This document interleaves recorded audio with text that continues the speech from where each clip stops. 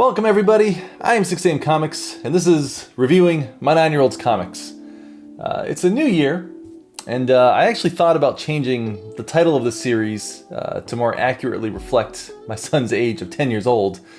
But then I realized if this channel keeps going, I'm just going to have to change it again next year. So I don't know, he's just going to be 9 forever. Can't fault me for being consistent though, am I right? In any case, I don't have a more festive way of saying it, but this is, in fact, the 50th episode of the series.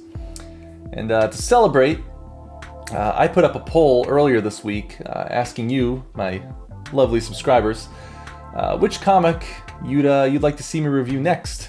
And you overwhelmingly decided on Blue Jay #1.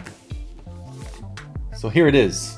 The very first solo adventure of one of Worldwide Comics' newer heroes. So there you go, the Mighty Blue Jay #1. Let's have a look. Beginning with the overall presentation, this particular issue is a slight deviation from previous Worldwide Comics in that Nolan has decidedly folded the 8.5 by 11 paper in half for a smaller sized comic. Logistically speaking, this is an excellent way to reduce cost while making these comics, but realistically this was a natural response to my wife and I demanding that he begin paying for his own paper if he's just going to leave his scraps all over the house without cleaning up after himself. Desperate times breed innovation. The cover was illustrated with pencil and crayon, and features our title character striking a pose next to some claw marks, revealing the title of the issue behind the shredded paper. I think it says I'm assuming it says J of the Night? Yeah, let's just go with that. The interiors are your standard black and white, though the table of contents isn't full color. And honestly, it's pretty metal. Table of the Wrath of Contents. Run in horror. Ripped metal. Scratch on it. Goner's fight. A scar a day. Dang! Not to age myself, but this may as well have been one of my angsty middle school mixtapes. Let's go! As far as the tone, this table of contents actually sets it up rather nicely, as the comic itself is slightly more mature than what we're used to. Nolan doesn't shy away from the violence, and our protagonist behaves in a more destructive manner than some of our more established heroes like Black Widow or Super Nolan. Not that they haven't racked up some collateral damage of their own. But before we get into too much of the analysis, let's have a read-through of the story. After we're threatened with both legal and physical action should we attempt to copy or steal this issue, we begin with a young Blue Jay running scared in the woods. We know it's Blue Jay by the subtle symbolism in the face.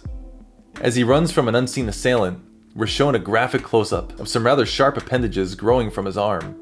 The sound of crackling bone and ripping flesh is made evident through some great use of onomatopoeia. The frightened boy pauses to analyze the strange mutation, and unwittingly allows his pursuer to catch up to him. The assailant, however, stops dead in his tracks at the sight of the body horror. What the heck? Apparently becoming more angered by the sight, the criminal shouts, "Get back here, mutant!" "We don't want you lousy mutants around here!" To which the boy fearlessly replies, "Chew on this, creep!" and raises his bladed arm in the air. In that moment, the spikes shoot out of his arms like darts and fly in his opponent's direction. The boy releases an animalistic growl.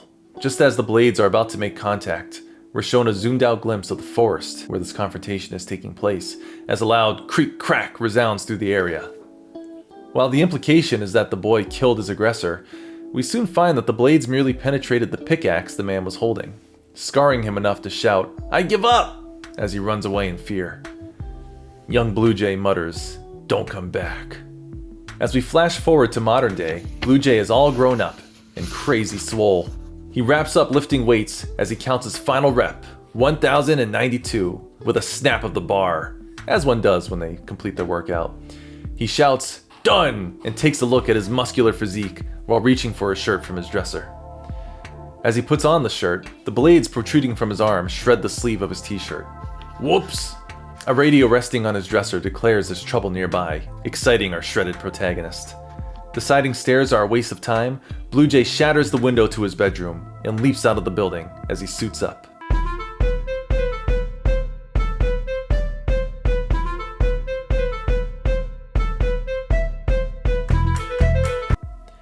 In our next chapter, we see a plane falling to the earth as one of its wings is mysteriously ripped off. The passengers scream for help. Blue Jay arrives at the point of impact where the wing landed. Realizing he wasn't able to prevent the initial attack, he shouts, "I'm too late!" He whips out a pair of binoculars and spots the falling plane. As it turns out, these are X-ray binoculars, and Blue Jay sees that there is only one person on the plane, and they're setting a trap for our beefy hero. Without hesitation, Blue Jay makes a mighty leap upward, and using his arm protrusions, latches onto the underbelly of the airplane. However, the speed at which the plane is falling causes his mask to fly off, and he berates himself. Idiot's paradise. His enemy stands above him, sporting some impressive arm blades of his own. As Blue Jay makes his way up the plane, he immediately is met with a swinging arm blade, which he dodges expertly as he flips backwards and catches the following stabbing attempt between his legs. Like something out of Crouching Tiger, Hidden Dragon, Blue Jay jumps upward and stands atop the antagonist's blade, proceeding to deliver a mean left hook to our bladed foe's face. However, Sword Hands, which is just what I'm going to call him for now because he doesn't have a name, apparently, recovers quickly and with his other arm slashes Blue Jay across the chest. Our hero hunches over and watches the blood exit his flesh wound, which evidently only enrages him further as he retaliates with a flying kick, followed by a series of blows to the villain's face. With one final uppercut, the bladed villain is sent flying directly towards the remaining spinning engine. However, before his enemy can be turned into a red mist, Blue Jay launches his arm blades at the propeller and stops it from spinning. The unnamed villain crashes into the dead engine and promptly falls back to Earth. In a pleasant coincidence, the blade used to stop the propeller lands on a passing by police car, flipping it forward and opening its rear doors just in time for the assailant to land inside the truck and be arrested. Later that night, Blue Jay stands on top of a rooftop, as heroes typically do, and listens for trouble. Responding to something in the distance, he slides down the side of the building, shattering windows on his way down. We get some close-up shots of his determined face before a traditional "the end." Amazing.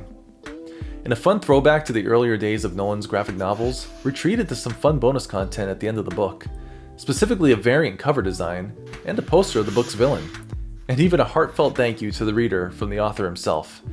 It's evident this book was a labor of love and something Nolan has planned on creating for quite some time. Blue Jay issue number 1 is a simple story that gives some much needed character development to the rookie hero. We have some more insight into his origin story, and we get to see him in action without the larger-than-life presence of more popular heroes like Black Widow or the League of Superheroes. Blue Jay is an interesting character in the worldwide universe.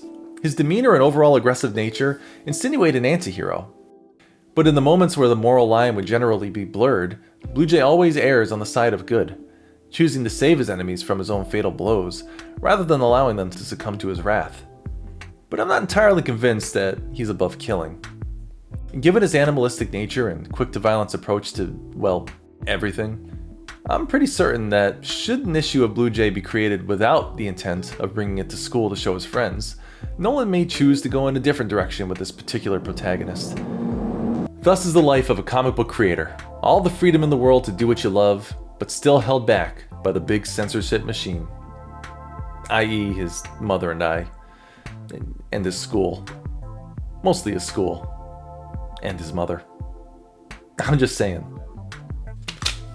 And there you have it, the first solo outing of the mighty Blue Jay. If you've got a fix for more Blue Jay content, there is a follow-up issue, which we'll review another time, as well as a brand new team-up series titled The Rogues, which sees Blue Jay forming a team with Super Nolan, Scorpion, Dirt Biker, Black Widow, and a brand new character named Dragonfly. But enough of the coming attractions. Let's give this bad boy a rating. I'm gonna give it the 6 claw marks.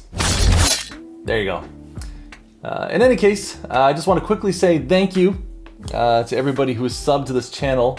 Recently hit 600 subs, and it seriously gives me just so much joy to see how many of you are just enjoying and being inspired by my kids' comics. Anyway, like it, sub it, share it. I'm out.